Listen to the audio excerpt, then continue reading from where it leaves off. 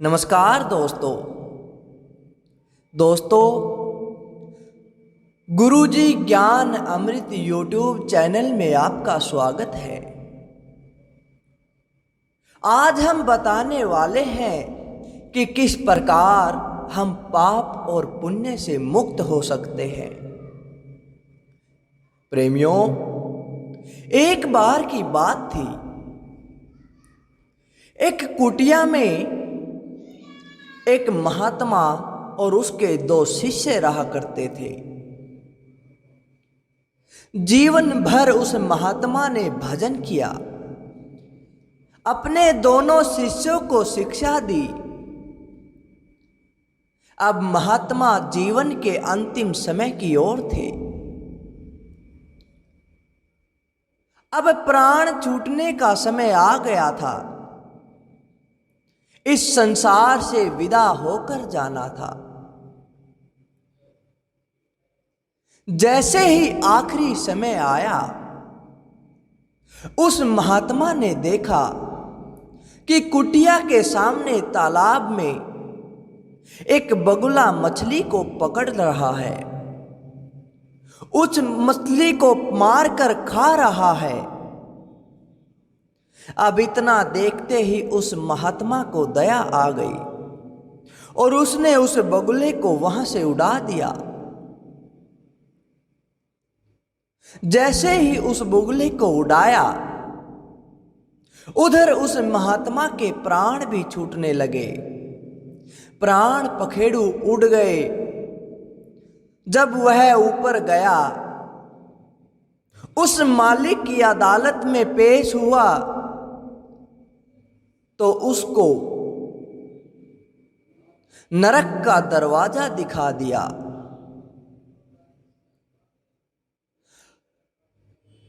उस महात्मा ने सोचा कि मुझे नरक मिला है, किस कारण से मिला है। उसे पता लगा कि उस बगुले को उड़ाने के कारण ही उसे नरक का रास्ता दिखाया गया है। प्यारे भक्तों,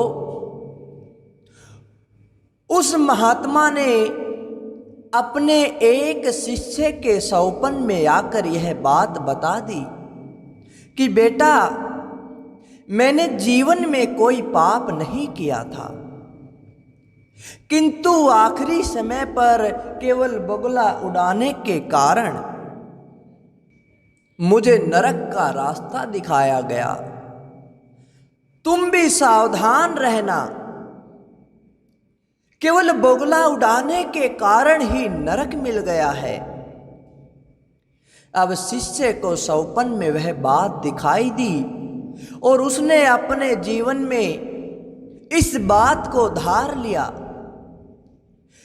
कि कभी भी वह उस बगुले को नहीं उड़ाएगा। प्यारे भक्तों, जैसे जैसे समय बीतता गया,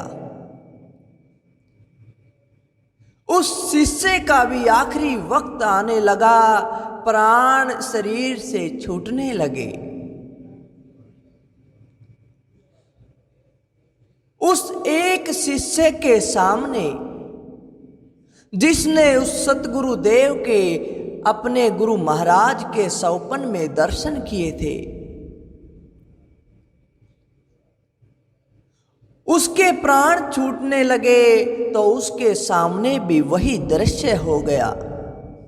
प्राण छूटने को है, बगुला मछली को खा रहा है। अब शिष्य को वही बात याद आ गई कि गुरुदेव ने मना किया है, इस बगुले को नहीं हटाना। इतना सोचकर उसने उस बगुले को नहीं हटाया और उधर उसके प्राण छूट गए। अब वह ऊपर उस मालिक की अदालत में पहुंचा तो उसे भी नरक का दरवाजा दिखा दिया, उसे भी नरक में भेज दिया।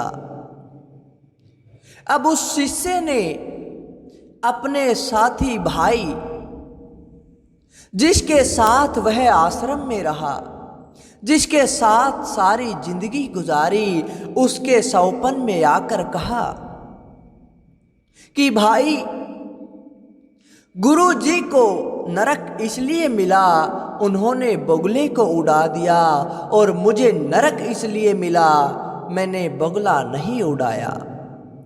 तुम भी ध्यान से रहना, कहीं यह बात तुम्हारे साथ भी न हो जाए। अब उसको सौपन में इतना दिखाई दिया तो वह भी हैरान हो गया कि उस बुगले को उड़ाने से भी नरक मिला और ना उड़ाने से भी। धीरे धीरे समय बीतता गया।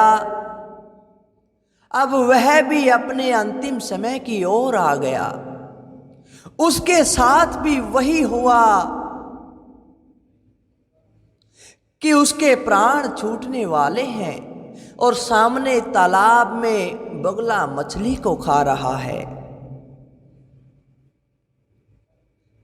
इतना देखते ही उसने परमात्मा को याद किया और कहा, भगवान आप ही मछली में हो, आप ही बगुले में हो। मुझे नहीं पता क्या सच है, क्या झूठ है, क्या पाप है, क्या पुण्य है। आप अपनी व्यवस्था खुद देखें। मुझे तो आपके चिंतन की डोरी से मतलब है। वह शरीर छूटते ही प्रभु के धाम चला गया। मालिक के चरणों का सहारा मिल गया। वह स्वर्ग और नरक से ऊपर उठ गया। उधर नारद जी सब कुछ देख रहे थे। नारद जी ने भगवान से पूछा, भगवान यह तो आपके धाम में आ गया, आपके चरणों का दास बन गया, किंतु उधर वो गुरु शिष्य नरक क्यों गए? महात्मा जी ने बगुले को उड़ाकर कोई पाप तो नहीं किया था और उस शिष्य ने भी कोई पाप नहीं किया, क्योंकि वह भी गुरु की बात पर अटल था। उन्होंने बताया, नारद उस दिन बगुले का भोजन वही था, किंतु उस संत ने उसे उड़ा दिया। भूख से छटपटाकर बगुला मर गया। इसके कारण पाप हुआ और इसी वजह से वह नरक गया। किंतु दूसरी बार में बगुले का पेट भरा था। वह मछली को पकड़ रहा था, उसे उड़ा देना चाहिए था, किंतु शिष्य से भूल हुई और इसी पाप से वह नरक गया। नारद ने पूछा, भगवान और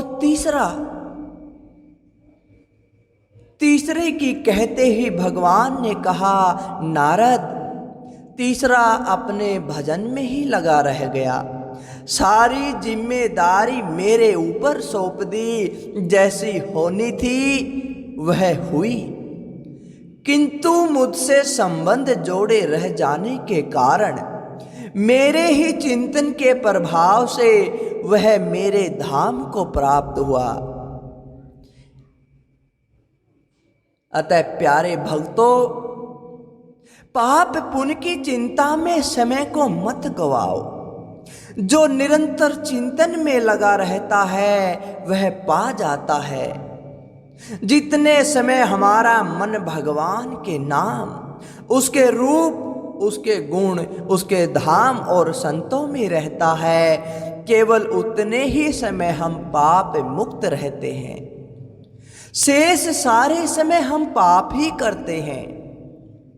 संत महात्मा समझाते हैं कि भजन सिमरन के अलावा जो कुछ भी किया जाता है वह इसी लोक में बांधकर रखने वाला है, जिसमें खाना पीना सब कुछ आ जाता है। पाप पुण्य दोनों बंधनकारी हैं। हमारी 84 का कारण यही है। इन दोनों को छोड़कर जो भक्ति वाला कर्म है अर्थात मन को निरंतर भगवान में रखे तो पाप और पुण्य दोनों भगवान को अर्पित हो जाएंगे। भगवान केवल मन की क्रिया ही नोट करते हैं। इसका मन तो मुझ में था, इसने कुछ नहीं किया। यह भक्ति ही भव बंधन काटने वाली है। तो प्यारे प्रेमियों, कैसी लगी आपको यह आज की कथा?